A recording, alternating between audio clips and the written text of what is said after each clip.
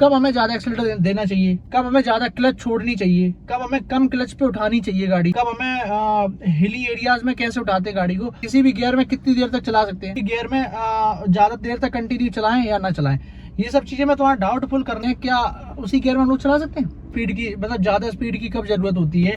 Hey guys, तो कैसे हो आप सभी लोग, आई होप आप सभी अच्छे और मजे करो। तो भाई जल्दी से जाओ छोटे भाई के चैनल को सब्सक्राइब और वीडियो को लाइक करो। पहले जाओ जल्दी से भाई सब्सक्राइब मार दो और हो सके तो लाइक मार दो भाई, लाइक कर दो भाई, जरूरी है। देखो लाइक करोगे तो भाई मुझे नेक्स्ट वीडियोस और अच्छी वीडियोस जो तुम कमेंट करते हो वैसी वीडियोस बनाने का मेरा मन होगा और मैं बना पाऊंगा।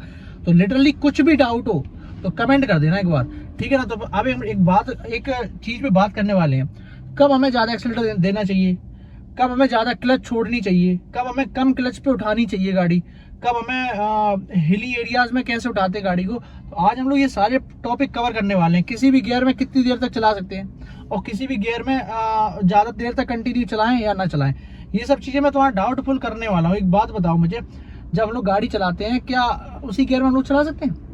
मे भी चला सकते हैं, कोई दिक्कत वाली बात नहीं है। पहले तो हम लोग एक डाउट कंप्लीट करते हैं। ऑल राइट, एक भाई ने माने पूछा कब अधिक स्पीड की मतलब ज्यादा स्पीड की कब जरूरत होती है और कब हमें ज्यादा एक्सीलरेटर खींचना चाहिए कब। अब जैसे मान के चलो तुम हिल एरिया पे खड़े हो, मतलब जहाँ पे तुम्हें लगता है गाड़ी तुम्हारी पीछे ढरकने वाली है, ठीक है ना। जैसे अब जब तुम्हें देखो जैसे कब हमें ज्यादा एक्सीलरेटर लेना है जब हिली एरिया। अब जैसे हिली एरिया कहीं अब यहाँ पे तो हिली एरिया नहीं है, ऑल राइट, जैसे कहीं हिली एरिया है तो जब हम लोग क्लच छोड़ते हैं तो ज्यादा एक्सीलरेटर दबा सकते हो, कोई दिक्कत वाली बात नहीं है। हिली एरियाज में एक्सीलरेटर लेने में कोई समस्या नहीं होती है। बाकी जब दिक्कत होती है ना तब दिक्कत होती है जैसे नॉर्मल जैसे ये बिल्कुल समतल जमीन है, मतलब ऐसा बिल्कुल स्लोप लोप कहीं नहीं है, तो यहाँ पे दिक्कत, यहाँ पे ज्यादा एक्सीलरेटर लेने की जरूरत नहीं है क्योंकि गाड़ी खुद अपने टॉर्क पे उठ जाती है, कोई दिक्कत वाली बात नहीं है। अब दिक्कत आती है उस गाड़ियों में जो गाड़ी में टॉर्क कम होता है, डीजल पेट्रोल इंजन जो रहते हैं, क्योंकि उनमें ऑलरेडी टॉर्क कम होता है, बीएचपी ज्यादा होती है, टॉर्क तो कम होता है, उठन उनकी इतनी मजबूत नहीं होती है, वहां तो एक्सीलरेटर लेना पड़ेगा। तो वहां थोड़ा एक्सीलरेटर लेके उठा लो गाड़ी, ज्यादा एक्सीलरेटर नहीं लेना, थोड़ा सा लगभग 10% एक्सीलरेटर लिया और जहाँ पे आपको लगे क्लच का वाइटल पॉइंट, जहाँ पे क्लच आपको लगे अब क्लच यहाँ से दबाव ले रही है, वहीं से आप एक्सीलरेटर लेना थोड़ा सा चालू कर दो और क्लच को छोड़ दो, गाड़ी अपने आप उठ जाएगी। पेट्रोल लेती है जो कम टॉर्क वाली गाड़ियां रहती हैं लिटरली, तो दिक्कत वाली बात नहीं है। अब आप अगर आपको लगता है कि भाई अब मैं इस गियर में, जैसे ये गियर है भाई, ये गियर नोब है, गियर नोब एक बार दिखा देना, जैसे गियर नोब है, अब तुम्हें लगता है कि मैं गाड़ी तीसरे गियर में चल रहा हूँ, तीसरे गियर में भाई मैं एक बार मैं सीट ऑन करता हूँ, तीसरे गियर में मैं चल रहा हूँ और अब मुझे लगता है कि भाई देखो आगे ट्रैफिक है काफी, एक बार आगे भी दिखा देना। ऑल राइट, मुझे दिखाओ, हाँ ऑल राइट, आगे कोई ट्रैफिक नहीं है, आगे कोई ट्रैफिक नहीं है। तो अब एक बात बताओ, ऑल राइट गाइज, तो भाई मैं उसी गियर में गाड़ी को चला सकता हूँ बिल्कुल। अगर आप ज्यादा मतलब हाई स्पीड नहीं जा रहे हो, आपको लगता है कि तीसरे से चौथा आपकी गाड़ी शिफ्ट नहीं कर सकती है, तो जरूरी नहीं है कि आप तीसरे से चौथा शिफ्ट करो और एक्सीलरेटर ज्यादा दो, आप उसी गियर में चल सकते हो, कोई दिक्कत वाली बात नहीं है। आप जैसे कि मान लो आपको लग रहा है कि सामने 40 की स्पीड से ज्यादा ऊपर मतलब जहां आप किसी ट्रैफिक में चल रहे हो, आपको लग रहा है कि सामने ट्रैफिक है और गाड़ी उससे ज्यादा तेज नहीं चल सकती है, तो कोई दिक्कत वाली बात नहीं है, आप तीसरे गियर में भी रह सकते हो और नॉर्मल एक्सीलरेटर लेके चलो, जरूरी नहीं है ज्यादा एक्सीलरेटर लेके चलो, नॉर्मल गियर से चलो।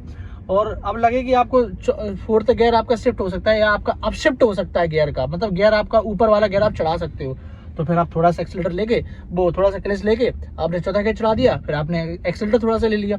ऑल राइट गाइस, देखो बाइकों में क्या रहता है, बाइकों में एक चीज रहती है कि अगर आप अपशिफ्ट कर रहे हो, मतलब जैसे मान लो दूसरे से तीसरे डालो तो आप ज्यादा एक्सीलरेटर लोगे तो बाइक अच्छे से चलेगी, कोई दिक्कत वाली बात नहीं, मतलब बाइक लोड नहीं मानेगी और अच्छे से चलेगी। लेकिन यहाँ जब गाड़ियों की बात आती है तो इनके पास ऑलरेडी बहुत बड़े बड़े इंजन होते हैं, 1.5 लीटर के होते हैं, 1.8 लीटर के इंजन, मतलब 1800 सीसी के, 1500 सीसी के, 1300 सीसी के, 1200 सीसी के टर्बोचार्ज इंजन है और 2000 सीसी के। अब इनमें क्या है, अब इनमें ये नहीं होता कि भाई जब आप दूसरे से तीसरा चढ़ा रहे हो, तीसरे से चौथा चढ़ा रहे हो, तो जरूरी नहीं है कि आप ज्यादा पंजा दाबो। आप तीसरे गियर में आपने 10% पंजा दाब रखा था, आप चौथे गियर में भी 10 या 12% पंजा दाब लो, बस कोई दिक्कत वाली बात नहीं, गाड़ी फिर भी उठेगी और उतनी ही ताकत से उठेगी, उतनी ही हिसाब से चलेगी।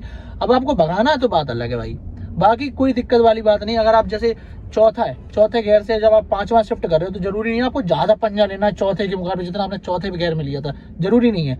आपने जितना चौथे गियर में लिया था उतना ही आप पांचवें गियर में ले लो, गाड़ी आराम से चलेगी, प्लस माइलेज भी अच्छा देगी भाई, पता है तुम्हें। ऑल राइट गाइस, मैं तुम्हें एक बात बताता हूँ, एक भाई हमारे पूछ रहे हैं कि क्या कम गियर में ज़्यादा एक्सीलेटर देना चाहिए या ज़्यादा गियर का तो मैंने तुम्हें बता ही दिया। तो भाई देखो बताता हूँ, देखो पहले गियर की गरारी सबसे बड़ी होती है। गरारी तो आप जानते ही होगे, गियर को ही गरारी बोलते हैं हिंदी में। तो गरारी जो है पहले गियर की सबसे बड़ी होती है, लगभग इतनी बड़ी होती है। दूसरे गियर की और छोटी हो जाती है, तीसरे गियर की और छोटी हो जाती है, चौथे गियर की और छोटी हो जाती है।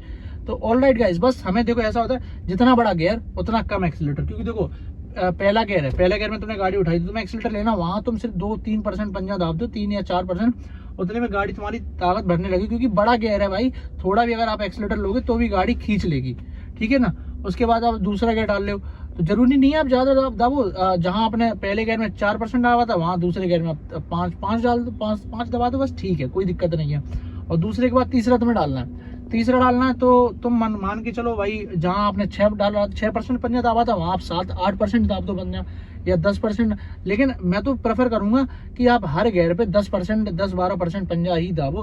क्योंकि देखो पहले गियर में ये नहीं होता कि भाई पहला गियर है तो भाई ज्यादा पंजा दाबना है। जितना बड़ा गियर हो, मतलब बड़ा का मतलब जितना पहला गियर सबसे बड़ा है, पहले गियर में कम पंजा दाबना होता है भाई, ज्यादा पंजा नहीं दाबना है पहले गियर में। दूसरे गियर में थोड़ा और कम दाबना है भाई। क्योंकि देखो ऐसा है, पहला गियर बहुत बड़ा गियर होता है, और उस गियर में अगर तुम ज्यादा पंजा दाबो, एकदम से फ्यूल सक कर जाएगी गाड़ी, एकदम से ऐसे खा जाएगी, लाओ फ्यूल दो, खत्म फ्यूल भाई। तो भाई पहले गियर में ना ज्यादा देर तक आप चला सकते हो गाड़ी को। और दूसरी चीज है, आप ये तो सोचो ही मत कि भाई आप पहले गियर में है गाड़ी या दूसरे गियर में, मतलब छोटा गियर है और आप ज्यादा पंजा दाब रहे हो। प्लीज भाई ये मत करना। अगर ये करा तो भाई काफी ज्यादा अच्छा फ्यूल खाने वाली है। पहले दूसरे तीसरे गियर में गाड़ी अच्छा खासा फ्यूल खाती है। ऑलराइट, बस यही छोटा गियर है, मतलब बड़ा गियर है, पहला दूसरा तीसरा ही बड़े गियर रहते हैं। तो इनमें आप ज्यादा पंजा नहीं दाबना है, नॉर्मल पंजा दाबो अपना 10-12%, ठीक है, उतने में काम आपका चल जाएगा। आपको तो क्या, गाड़ी तो एक्सीलेटर करनी 10 से 20 ही तो पहुंचानी, आराम से पहुंचा लो, क्या दिक्कत है। ऑल राइट गाइस, तुम्हें एक बात और बता देता हूँ मैं, बहुत अच्छी बात है, सुन लेना ध्यान से।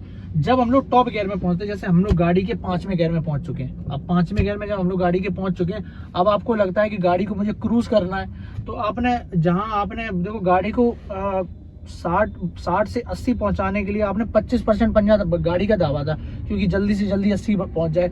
अब जैसे ही आपको लगा गाड़ी 80 पहुंच चुकी है, वैसे आप थोड़ा सा पंजा को छोड़ दो। तो जैसे आपने 25 पे था, 25 से आप 15 या 16% कर लो, जो गाड़ी सिर्फ 80 की स्पीड पे बनी रहे, 80 से 81 ना हो, भले 80 से 79 हो जाए, इससे आपको माइलेज भी अच्छा मिलेगा। दूसरी चीज है भाई कि आप कम पंजा दाबोगे तो भाई इंजन पे भी ज्यादा लोड नहीं पड़ना, इंजन फ्रीली चलेगा यार, कम पेट्रोल खाएगा, कम डीजल खाएगा। तो ये चीज है, जैसे आपको लगे कि आप जितनी स्पीड पहुंचना चाहते हो, वैसे 70-80, हर कोई 70-80 पहुंचना चाहता है, जैसे आपको लगता है 70-80 आप पहुंच चुके हो, फिर उसके बाद आप एक्सीलेटर को कम कर दो। जैसे आपने 25%, 30% दाब रखा था पंजा, वहां 15 पे आ जाओ, 18 पे आ जाओ, 20 पे आ जाओ, कम कर दो, बस ये चीज है।